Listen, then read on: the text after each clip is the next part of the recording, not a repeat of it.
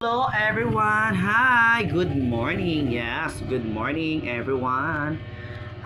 Ngayon dahil 9 na, nandito na po ang aming ulam. Naka-ready na po at para kumain na. Yes, sa umagahan, nandito na po yung ating kalabasa. Meron din ako dito ang chicken curry. Nagluto na naman ako ng beef stick and pancit. Kasi pag sa tuwing umaga, nagluluto talaga ako ng mga ganyan ulam. Kasi dito mahilig sila dito ng beef stick at saka chicken curry. Tapos at saka yung ginataang kalabasa. So may nakasalang naman ako dito na puso ng saging. Ayan.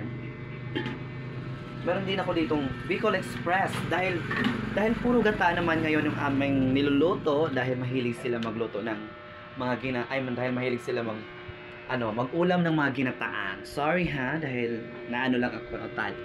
So kaya dito sa summer, mahilig sila ng mga gata. Bihira lang sila ng mga katulad ng ginigisa lang, tapos adobo-adobo. Hindi yan sila mahilig. Dito kasi sa amin, mahilig kami sa gata at yung gata niya, yung madaming gata, yan ang pinakamasarap namin na mino, katulad ng mga gulay and isda, tapos kung ano-ano man na pwede gataan. Yes, tapos mahilig kami sa mga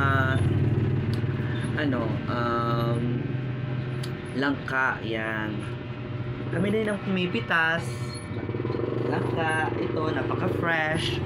Ayan, fresh pero hindi pa siya luto. Lulutuin ko pa lang siya. Galing puno pa yan.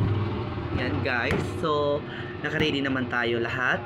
And pagluto na lang, luto-luto na lang. Yes. Kailangan talaga natin na makadisplay sa sa umagahan.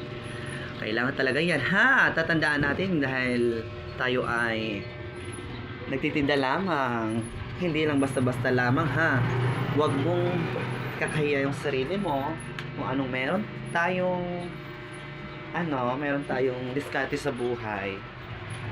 Dumiskarte lang dumiskarte. Yes. Maraming salamat.